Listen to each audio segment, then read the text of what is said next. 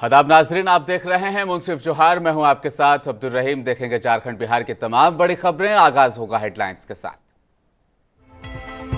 बिहार झारखंड में शारदीय नवरात्रों को लेकर लोग उत्साहित, श्रद्धा के साथ लोग कर रहे हैं पूजा अर्चना।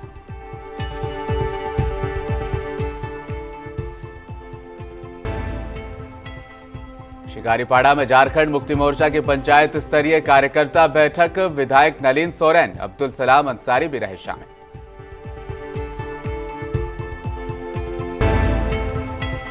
बिहार को विशेष राज्य का दर्जा दिलाने को लेकर अजित शर्मा सुशील मोदी पर बरसे। कहा, बिहार को अन्य राज्यों से भी कम राशि मिल रही है।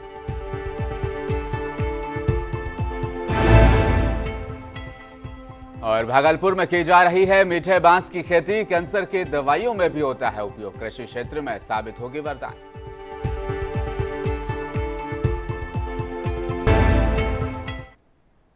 भारत सरकार द्वारा डाक विभाग का बैंक सितंबर 2018 में चालू किया गया था। बोकारो जिले के 104 शाखा में इंडियन पोस्टल बैंक खोला गया और इसमें बायोमेट्रिक और मोबाइल के माध्यम से भी अब लेन देन किया जा रहा है, जिसका बायोमेट्रिक सिस्टम को अपग्रेड कर अक्टूबर 2023 से 47 डाकघर शाखा का विस्तार किया गया है।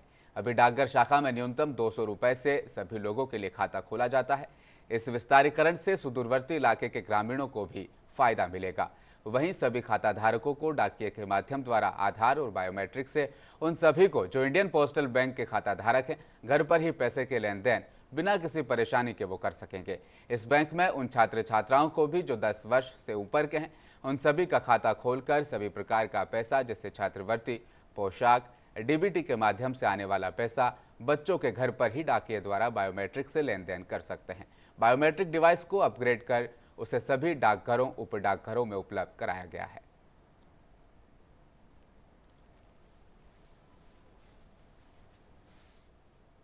अभी देखिए 2018 के सितंबर माह से हमारे 104 शाखा डाकघर में, बोकारो जिला में 104 शाखा डाकघर में लेन देन डिजिटल माध्यम से मोबाइल और बायोमेट्रिक के द्वारा किया जा रहा है, क्योंकि उनका डिवाइस को अपग्रेड किया गया है। और अभी अक्टूबर 2023 से हम लोग 151 शाखा डाकघर में बोकारो जिला के अंतर्गत ये सुविधा को दिया जाएगा। इसके माध्यम से 5 साल से कम उम्र के बच्चे का आधार हर एक शाखा डाकघर में बन जाएगा।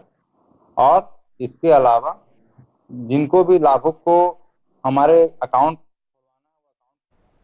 शिकारीपाड़ा थाना क्षेत्र के पलासी पंचायत के जामकांदर गांव में आज झारखंड मुक्ति मोर्चा की पंचायत स्तरीय कार्यकर्ता बैठक आयोजित की गई। बैठक में स्थानीय विधायक नलिन सोरेन, केंद्रीय समिति सदस्य आलोक कुमार सोरेन, जिला प्रवक्ता अब्दुल सलाम अंसारी, प्रखंड अध्यक्ष चुंडा हेम्ब्रम, सचिव प्रभुनाथ हांसदा, कोषाध्यक्ष कलीमुद्दीन अंसारी समेत सैकड़ों की संख्या में जामुमो के कार्यकर्ता और हजारों की संख्या में ग्रामीण शामिल रहे। झारखंड में समाज की दिशा और दशा सुधारने के लिए युवाओं से आह्वान भी किया गया।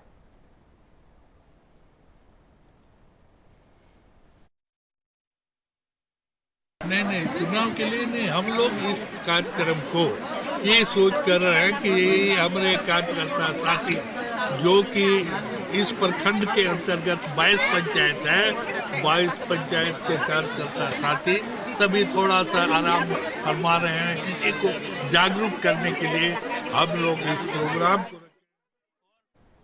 चतरा के मल्टीपर्पज हॉल में private school and children welfare association के तत्वाधान में जिला स्तरीय शिक्षक सम्मान समारोह का आयोजन किया गया। इस कार्यक्रम में बतौर मुख्य अतिथि झारखंड सरकार के वित्त और खाद्य पूर्ति मंत्री डॉक्टर रामेश्वर उरांव, विशिष्ट अतिथि श्रम नियोजन मंत्री सत्यानंद भोक्ता, पासवा के राष्ट्रीय अध्यक्ष और राज्यसभा सांसद धीरज प्रसाद साहू भी शामिल हुए। सभी मुख्य अतिथि और विशिष्ट अतिथियों को बुके और मेमोरेंडम देकर उनका स्वागत किया गया। इसके बाद संयुक्त रूप से दीप जलाकर कार्यक्रम का आगाज किया गया, जहां पर 2000 से अधिक शिक्षकों को सम्मानित किया गया है।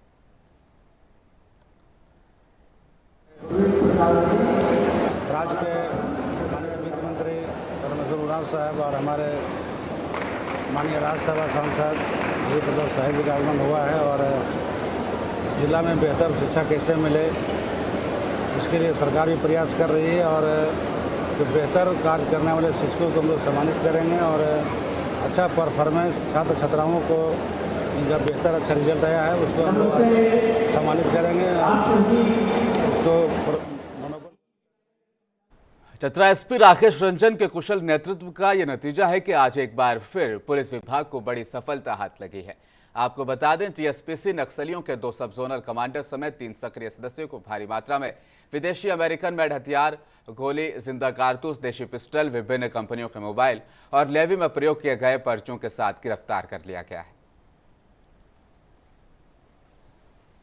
टंडवा थाना क्षेत्र एवं पिपरवाड़ थाना क्षेत्र के कोल व्यवसायियों एवं रेलवे के जो कॉन्ट्रैक्टर्स हैं, उनको टीएसपीसी संगठन के प्रभात जी के द्वारा एवं बलवंत जी के द्वारा इन लोगों के नाम पर लगातार धमकी दी जा रही थी।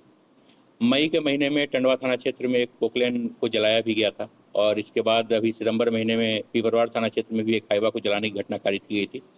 पुलिस लगातार इन सभी कांडों का गहनता से अनुसंधान कर रही थी। अनुसंधान के क्रम में हमें गुप्त सूचना प्राप्त हुई कि टीएसपीसी ग्रुप के कुछ नक्सली एक और घटना कारित करने के लिए पिपरवाड़ थाना क्षेत्र में इकट्ठा हुए हैं।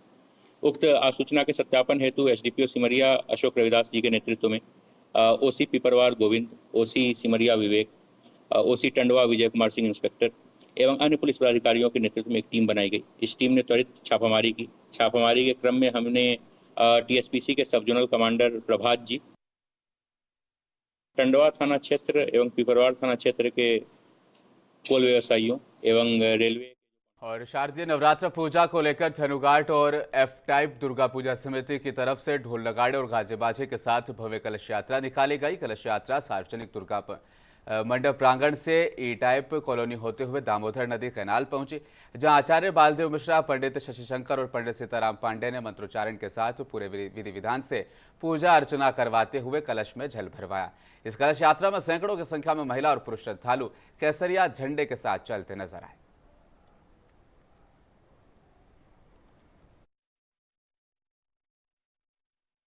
हमारे यहाँ जो पूजा होता है ये 50 साल से हो रहा है और यहाँ का मान्यता है कि जो भी मन्नत मांगा जाता है वो मन्नत पूरा किया होता है, जिसकी वजह से यहाँ भीड़ उमड़ता है और पूजा लोग करते हैं। और आज कलश स्थापना का दिन है जो कि पूरा नगर भ्रमण किया गया और अब पूजा स्टार्ट होगा। आज पहली पूजा जो है वो स्टार्ट किया गया। इस पूजा की क्या खासियत है? यहाँ पर लोगों की भीड़ इतनी क्यों होती है? भीड़ इसलिए होती है कि जो भी मन्नत मांगा जाता है वो मन्नत पूरा होता है, जिसकी वजह से यहाँ भीड़ उमड़ती है। पूजा लोग। और अब खबरें बिहार प्रदेश से। बिहार को विशेष राज्य का दर्जा दिलाने को लेकर अजीत शर्मा सुशील मोदी पर जमकर बरसे। दरअसल अजीत शर्मा ने कहा कि सुशील मोदी वर्तमान सरकार में विशेष राज्य का दर्जा दिलाने की बात कर रहे हैं, तब वे सत्ता में थे तो क्यों बिहार को विशेष राज्य का दर्जा नहीं दिला पाए। वहीं शर्मा ने कहा, बिहार गरीब राज्य है, केंद्र सरकार और राज्यों से कम ध्यान बिहार पर दे रही है, साथ ही अन्य राज्यों से कम राशि भी बिहार को मिल रही है। में थे आदरणीय नीतीश कुमार जी के साथ विशेष राज्य का दर्जा, विशेष पैकेज की बात हुई। बिहार राज्य बहुत गरीब राज्य है, लेकिन पैकेज दिया नहीं उन्होंने और कह रहे हैं कि 60% दे रहे हैं। कहाँ दे रहे हैं वो 60%?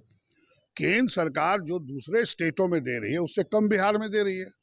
मैं आपको बता दूं क्या दिया है, क्या विकास हुआ है। जो किए है आदरणीय नीतीश कुमार जी किए, हम लोग की सरकार ने किए। भारतीय जनता पार्टी जब सुशील मोदी जी थे साथ में तब तो आप ला नहीं पाए विशेष राज्य का दर्जा, विशेष पैकेज। और अभी बात कर रहे हैं कि नहीं चाहिए तो नहीं लेना। आप दे कहाँ रहे हैं जो नहीं लेना है? पहले दीजिए तब ना लेने की बात होगी, तब ना बिहार का विकास होगा। और आप जो नहीं दिए हैं इसका जवाब आपको 24 में जनता बिहार की देगी। और नवादा में जिला स्तरीय रवि कर्मशाला से प्रशिक्षण कार्यक्रम का आयोजन किया गया, जिसका उद्घाटन सुधीर कुमार, संयुक्त निदेशक नवादा के जिलाधिकारी आशुतोष कुमार वर्मा ने दीप जलाकर किया। सुधीर कुमार ने मीडिया से कहा कि कार्यक्रम का उद्देश्य कृषि विभाग की तमाम योजनाओं और रबी मौसम में सरकार की योजनाओं की जानकारी कृषि विभाग के तमाम कर्मियों को देकर उन्हें ट्रेनिंग देना है, ताकि सरकार की योजनाओं का लाभ सही तरीके से किसानों के बीच पहुंच सके।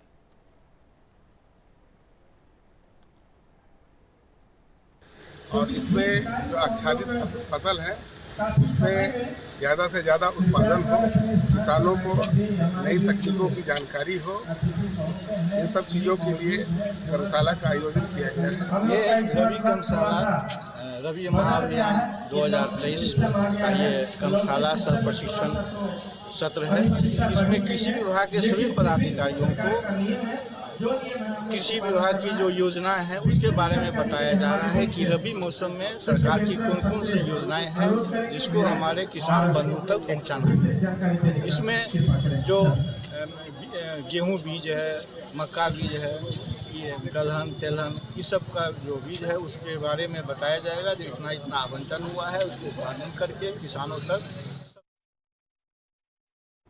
कटिहार के फलका थाना क्षेत्र की इस घटना से ये बात तो साबित हो गई कि अंधविश्वास के खेल में एक बार फिर मानवता की बलि चढ़ा दी गई। डायन के आरोप में एक 63 वर्षीय एक निर्धन महिला को तांत्रिक बाबा के इशारों पर उनके पड़ोसी ने ही बेरहमी से तेजधार हथियार से काटकर एक निर्मम हत्या कर दी है। पुलिस ने इस मामले का सनसनीखेज खुलासा किया है।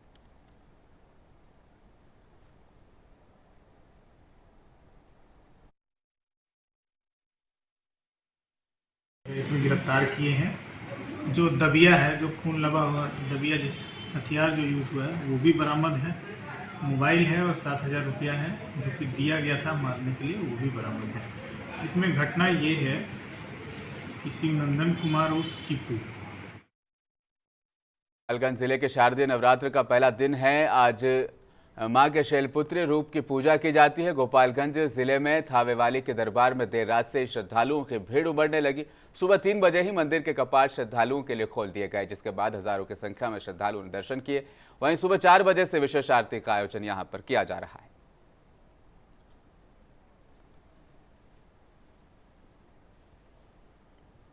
हम मांगे थे भवानी माँ से कि हमारा देश सुख संपत्ति और शांति से रहे और हमारे देश में कोरोना से महामारी दोबारा न आए। और माता का मंदिर में हर साल हर त्योहार में और चाहे चैत में हम लोग हर साल आते हैं और माता रानी के दर्शन करते हैं। हमें बहुत ही अच्छा लगता है। और जो कि यहाँ पे जितने श्रद्धालु आए हुए हैं ये बहुत ही खुश हैं। गोपालगंज पुलिस ने वाहन जांच के दौरान 1 क्विंटल चांदी बरामद की है। इस मामले में 3 तस्करों को गिरफ्तार किया गया। पुलिस द्वारा गिरफ्तार किए गए तस्करों से लगातार अब वो पूछताछ कर रहे हैं। वाहन जांच अभियान के तहत भटवा मोड़ के पास यूपी नंबर की लग्जरी होंडा के जब जांच की गई होंडा की, तो जांच के दौरान इस कार से 102 किलो से ज्यादा चांदी के आभूषण बरामद किए गए। इस मामले में पुलिस ने कार सवार 3 लोगों को गिरफ्तार कर लिया है। उनसे पूछताछ जारी है।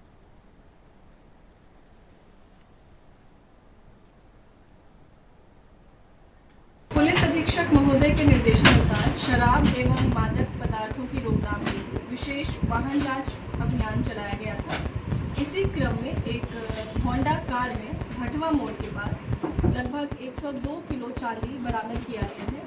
इस कार्रवाई में 3 लोगों को हिरासत में लिया गया है, जिनके नाम हैं जुगल शर्मा पिता हरीश शर्मा, मनीष तोमर पिता कमलेश तोमर, राजकुमार पिता कुंवर सिंह। ये लोग आगरा थाना कमला नगर क्षेत्र के रहने वाले हैं और ये लोग आगरा से मुजफ्फरपुर चांदी को लेकर जा रहे हैं। अग्रिम कार्रवाई के लिए जीएसटी विभाग से कोऑर्डिनेट किया गया। पुलिस अधीक्षक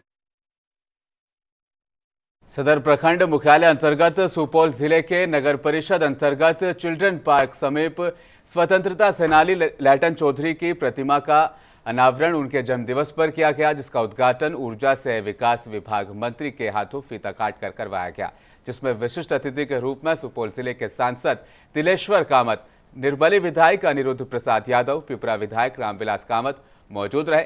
प्रतिमा का निर्माण कार्य सहरसा के घनश्याम चौधरी के द्वारा किया गया। बताया जा रहा है कि लहटन चौधरी का जन्म 15 अक्टूबर 1915 ईस्वी को सुपौल जिले के कर्णपुर में हुआ था। 1935 ईस्वी में उन्होंने मैट्रिक पास की थी। इस देश की खातिर उन्होंने बहुत कुछ किया है।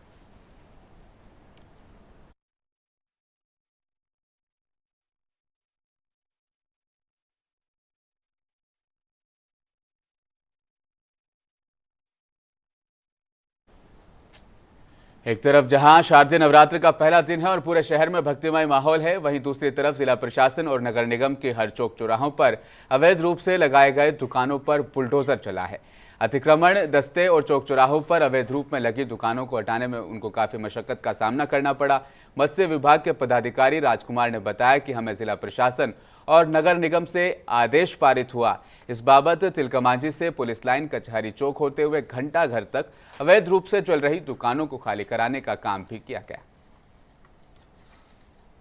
1170 14 अक्टूबर के डेट से हमको आदेश मिला है कि आपको तिलका मांझी से कचहरी चौक होते हुए मनाली चौक होते हुए फिर तिलका मांझी तक अतिक्रमण हटाने का।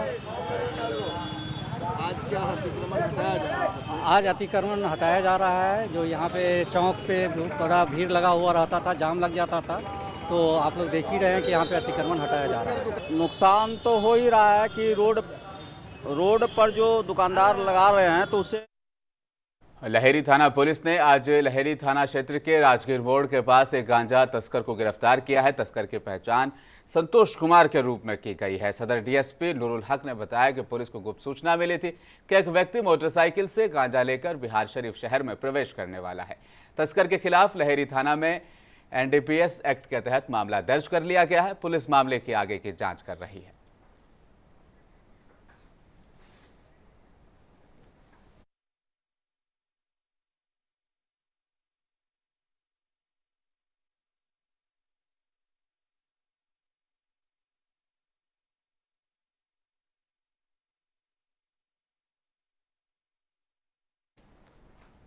मुंसिफ जोहार की खबरों में फिलहाल इतना ही। जाने से पहले हम आपको एक खास पेशकश हमारी दिखाएंगे। हमारी स्पेशल रिपोर्ट में दिखाएंगे मीठे बांस की लैब जो मीठे बांस के पौधे तैयार कर रही है। आपको बता दें भारत की पहली लैब है जहां बड़े पैमाने पर मीठे बांस के पौधे तैयार किए जा रहे हैं। ये पौधे कैंसर की दवाई बनाने में भी इनका इस्तेमाल होता है। रिपोर्ट भेजी है भागलपुर से हमारे सहयोगी श्याम सिंह ने, एडिट की है तौसीफ ने। फिलहाल इतना ही, देखते रहिए हमारी ये खास रिपोर्ट। देश कृषि प्रधान है और अपने इस भारतवर्ष में वृहद पैमाने पर मीठे बांस की खेती की जा रही है। बिहार भागलपुर के तिलकमांझी भागलपुर विश्वविद्यालय अंतर्गत टीएनबी कॉलेज में देश का पहला बम्बू टिश्यू कल्चर लैब है जहां मीठे बांस के पौधे बड़े पैमाने पर तैयार किए जा रहे हैं। इस मीठे बांस के पौधे को पूर्ण रूपेण व्यावसायिक रूप में लाने के लिए इसे तैयार किया जा रहा है। वन विभाग भी इसमें अहम भूमिका निभा रही है। यहाँ के बम्बू टिश्यू कल्चर लैब से तैयार मीठे बांस के पौधे छपरा, सीवान, पूर्णिया सहित कई जगहों पर भेजे गए हैं। पहले ये आपको केवल जंगल झाड़ियों या अड्डे पर देखने को मिलती थी, लेकिन अब इसकी खेती की तरफ किसान भी आकर्षित हो रहे हैं। वहीं भागलपुर में देश का पहला टिश्यू कल्चर लैब है जो बड़े पैमाने पर बांस के कई किस्म के पौधों को तैयार कर रहा है। उसमें से खास है मीठे बांस। ये बिहार सरकार के पर्यावरण, वन एवं जलवायु परिवर्तन विभाग द्वारा है। प्रोफेसर विवेक कुमार सिंह थे उसमें प्रिंसिपल सेक्रेटरी। तो उनका ये था कि यहाँ पे लैब एक खुले। तो पहले और जगह भी प्लानिंग में आया था। जब जाना कि हमारे बारे में कि इनकी एक्सपर्टाइज है तो वहाँ पे फाइनली सिलेक्शन हमारा हुआ। यहाँ पे इस लैब का हम लोगों ने किया। तो निश्चित तौर पे विवेक बाबू का उसमें विजन भी रहा था, जो अभी बिहार के विकास कमिश्नर भी हैं। उसके बाद यहाँ पे ये लैब हम लोगों ने इस्टेब्लिश किया और इससे दो फायदा था। एक फ़ायदा ये था कि हमारे स्टूडेंट को जो पीएचडी स्टूडेंट हैं ये हैं, तो यूनिवर्सिटी में इंफ्रास्ट्रक्चर की काफ़ी कमी हो गई थी और हम एडवांस लैब हम फैसिलिटी प्रोवाइड नहीं कर सकते थे। तो ये हुआ कि हमारे स्टूडेंट को, पीएचडी स्टूडेंट को ये इंफ्रास्ट्रक्चर हमको मिल जाएगा और बदले में जो प्लांट हम प्रोड्यूस करेंगे वो वन विभाग, बिहार सरकार इसको लेगी। तो इसमें हम लोगों ने सेलेक्ट किया था बम्बू स्पीसीज, क्योंकि बम्बू जो है ये इसको हम लोग रिन्यूएबल गोल्ड करते हैं, रिन्यूएबल गोल्ड करते हैं, ग्रीन गोल्ड भी करते हैं। और किसी भी पौधे की तुलना में जो बांस का पौधा है वो मैक्सिमम CO2 सिक्वेस्ट्रेशन करता है। यानी जो आपका अभी जलवायु परिवर्तन जो सबसे बड़ी अभी समस्या बनी हुई है, तो उसका प्रमुख कारण है कार्बन डाइऑक्साइड। और बांस जो है जो मैक्सिमम रेट से CO2 सिक्वेस्ट्रेशन करता है और उसको कन्वर्ट करता है इनटू फोटोसिंथेटिक प्रोडक्ट्स, फोटोसिंथेसिस। यानी कार्बनिक कंपाउंड में कन्वर्ट करके और उसको सॉइल की फर्टिलिटी बढ़ाता है। तो जो हमारे लिए हानिकारक है उससे फर्टिलिटी में कन्वर्सन कर दिया। और बांस एक ऐसा है जो वेल सब्स्टिट्यूट ऑफ टिम्बर, तो हमारा टिम्बर भी नहीं होगा। और प्लास्टिक ये जो है बायोडिग्रेडेबल सब्सटेंस है, तो बायोडिग्रेडेबल सब्सटेंस है तो it can be very good substitute of plastics also. तो अगर रॉ मटेरियल उपलब्ध होगा तो बांस की काफ़ी ज़्यादा रोजगार और काफ़ी ज़्यादा इंडस्ट्री हम लोग फैला सकते हैं बिहार में। तो पहले इसका मैसिव प्रोडक्शन किया जाए, तो कि टिश्यू कल्चर टेक्निक से सो हम लोग यहाँ पे मैसिव प्रोडक्शन करें। और फैक्ट यह है कि इंडिया की किसी भी यूनिवर्सिटी में जो गवर्नमेंट यूनिवर्सिटीज़ है वहाँ पे सो आपका कॉमर्शियल प्रोडक्शन नहीं हो रहा है टिश्यू कल्चर से। तो ये फर्स्ट लैब है हमारा कि हम लोगों ने यहाँ पे खुद का प्रोटोकॉल स्टैंडर्डाइज किया और अभी कॉमर्शियली जो most of the viable species है तो उसका हम लोगों ने यहाँ पे प्रोडक्शन करना शुरू किया। तो करीब 8 स्पेसीज बांस का हमारे पास प्रोटोकॉल स्टैंडर्ड। तिलकमांझी विश्वविद्यालय अंतर्गत लैब बिहार सरकार के वन विभाग द्वारा स्पॉन्सर्ड लैब है। पहले बांस के टिश्यू को शोध कर रहे छात्रों द्वारा यहाँ तैयार किया जाता है। जब ये तकरीबन 3 फीट के हो जाते हैं तब उसे वन विभाग को सौंप दिया जाता है। वन विभाग से लोग बिहार के अलग अलग जिलों तक ले जाते हैं। क्योंकि हमारा जो प्लांट है वो 0 स्टेज का है, तो उसकी लाइफ है 100 से 125 साल तक। सर आम लोगों को ये कैसे मुहैया होगा? आम लोगों के लिए ही तो बताया कि वन विभाग के थ्रू वो अभी निकला हुआ है गवर्नमेंट का, हमने दिखाया अभी आपको कि 30 तारीख तक अप्लाई करने का डेट, तो 30 तारीख तक वो अप्लाई करेंगे। हाँ, और वन विभाग के थ्रू आराम से उनको मिल जाएगा ये प्लांट। ठीक है। हम प्रोफेसर A.K. चौधरी, हम यहाँ post graduate department of botany में प्रोफेसर हैं और PG बायोटेक्नोलॉजी के हम हेड भी हैं यहाँ, और इस लैब के हम प्रिंसिपल इन्वेस्टिगेटर हैं। तो एक यहाँ पे लैब हम लोगों ने टिश्यू कल्चर का खोला है बम्बू का, और एक बायोडाइवर्सिटी पार्क अररिया में खुला है, तो उसके भी हम ही PI।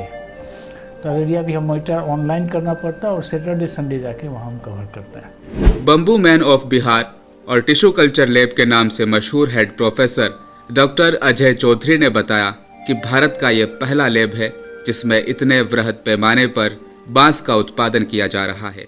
एक बार में लगभग 2 लाख पौधों को तैयार किया जाता है। वहीं इसकी खेती करने पर किसानों को भी अब 2 गुना मुनाफा हो रहा है। एक बार की लागत से करीबन 100 साल से भी ज़्यादा मुनाफा कमाया जा सकता है। बंजर ज़मीन और वैसी ज़मीन जहां पर अन्य खेती होने की संभावना नहीं है या कम है, वहां पर भी कई किस्म के बांस की खेती की संभावना है। सनातन धर्म में भी बांस की महत्वता काफ़ी अधिक है। एग्रो फॉरेस्ट्री के लिए बहुत इम्पोर्टेंट है। डेंड्रोकैलामस स्टॉक्सी, उसका भी हम लोगों ने प्रोडक्शन किया। फिर आया कि मीठा बांस जो है डेंड्रोकैलामस एस्पर और डेंड्रोकैलामस हैमिल्टोना है, हम लोगों ने इसका भी स्टैंडर्डाइज किया। तो ये और लैब में काम हुआ, लैब तक ही कन्फाइंड रहा, प्रोडक्शन स्टेज में नहीं आया। हम लोग इसको प्रोडक्शन स्टेज में ले आए। ये इसलिए भी ज़रूरी है ये स्वीट बम्बू कि इसका कोपला जो है हमारे यहाँ उतना फूड इसका टेस्ट डेवलप नहीं है, लेकिन इसका एक्सपोर्ट वैल्यू काफ़ी है। देयर आर मेनी कंट्रीज, यहाँ काफ़ी डिमांड है इसका। और इसका कटलेट, पिकल्स, इसका जो है हाई डिमांडिंग है। तो अगर मान लीजिए कि इसका हम प्रोपगेशन खूब करावें टिश्यू कल्चर के माध्यम से और वन विभाग के द्वारा इसको लगाया जाए तो फूड प्रोसेसिंग यूनिट भी इसकी बन सकती है कि उसको प्रोसेस करा के और उसका एक्सपोर्ट हो, तो वो एक्सपोर्ट वैल्यू भी हमारा आ सकता है, उससे रेवेन्यू जनरेट करेगी हमारे यहाँ। सेकेंड क्या है, इसका मेडिसिनल प्रॉपर्टीज़ काफ़ी है। ये एंटीऑक्सीडेंट होता है, कैंसर में भी बचाव में कारक होता है, तो एंटीऑक्सीडेंट तो लोग ऐसे भी खा सकते हैं। फिर जब हमारे यहाँ टेस्ट डेवलप करेगा तो हमारे यहाँ के लिए भी रॉ मटेरियल होगा, धीरे हम लोग का भी टेस्ट डेवलप करना शुरू होगा। तो यहाँ पे अभी पे हम लोग जो टेक्निक करते हैं, जो टिश्यू कल्चर से जो बायोटेक्नोलॉजी का ब्रांच है, और इसमें हम लोग दोनों टेक्निक करते हैं, ऑर्गेनोजेनेसिस से भी करते हैं और सोमेटिक एम्ब्रियोजेनेसिस से भी करते हैं। उस प्रक्रिया से प्लांट का जो बेस्ट जर्म प्लाज्म है हम लोगों ने कलेक्ट किया इंडिया के डिफरेंट कॉर्नर से विथ नॉन CPC, उसको हम लोग जर्म प्लाज्म लाए यहाँ, जर्म प्लाज्म को हम लोगों ने प्रिजर्व किया और उससे आइसोलेट करके हम लोग कल्चर तैयार करते हैं लेबोरेटरी में। और उस कल्चर से हम पहले सीडलिंग कराते हैं, वो हालांकि वो ग्रोथ चैम्बर में डेवलप होने के बाद फिर हार्डनिंग की प्रक्रिया होती है। जब बाहर निकालते हैं तो ग्रीन हाउस में और नेट हाउस में हार्डनिंग करके यहाँ से हम लोग प्रोवाइड करते हैं गवर्नमेंट को, वन विभाग को, 3 से 4 फीट के हाइट पर। तो अभी तो टुल्डा बल्कोआ का मैसिव प्रोडक्शन हो रहा था, जिनका कि अभी वह है कि एम्बैंकमेंट में जो फ्लड जोन एरिया उसके एम्बैंकमेंट में भी लगाया जाए।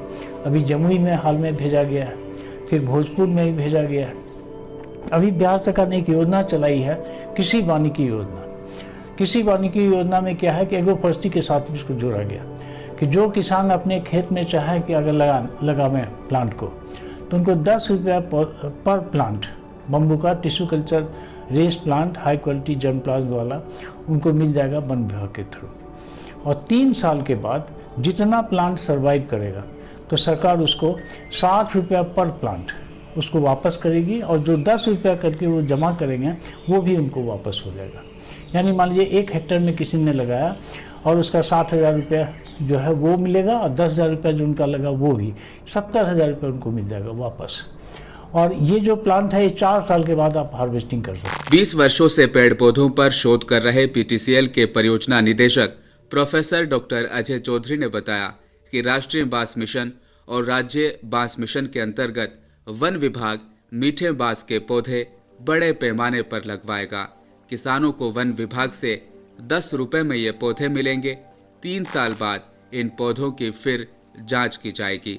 अगर किसानों द्वारा लगाए गए 50% से अधिक पौधे बचे रहते हैं तो वन विभाग की ओर से देखभाल के लिए प्रति पौधा 60 रुपए दिए जाएंगे और बांस के पौधे की कीमत 10 रुपए भी वापस कर दिए जाएंगे। पर्यावरण के दृष्टिकोण से भी बांस काफी अच्छा होता है क्योंकि इसका पौधा सबसे अधिक तेजी से बढ़ता है, जिस वजह से वह ज्यादा कार्बन डाइऑक्साइड ऑब्जर्व करता है और ऑक्सीजन की मात्रा अधिक देता है, और इसी वजह से हमारे पर्यावरण को भी फायदा मिलता है। इसकी खेती से बिहार में उद्योग को भी बढ़ावा मिल सकता है। बांस का उपयोग पेपर इंडस्ट्री, फर्नीचर और इससे दैनिक जीवन में इस्तेमाल करने वाले सामान से भी बनाने के लिए इसका इस्तेमाल किया जाता है। वहीं बांस से एथेनॉल भी अधिक मात्रा में तैयार होता है। बम्बू मैन ने बताया कि खासकर पूरे बिहार में मीठे बांस की खेती होती है तो बिहार की अर्थव्यवस्था पूरी तरह से बदल जाएगी, क्योंकि मीठे बांस से अचार, चिप्स, कटलेट के अलावा कैंसर की दवाइयाँ भी तैयार की जा रही है। खासतौर पर बांस की कई प्रजातियों का प्रयोग चीन, ताइवान, सिंगापुर इस तरह के बड़े देशों में बड़े पैमाने पर किया जा रहा है। बांस को प्लास्टिक का सबसे बड़ा विकल्प भी माना जा रहा है। ब्यूरो रिपोर्ट, मुंसिफ टीवी।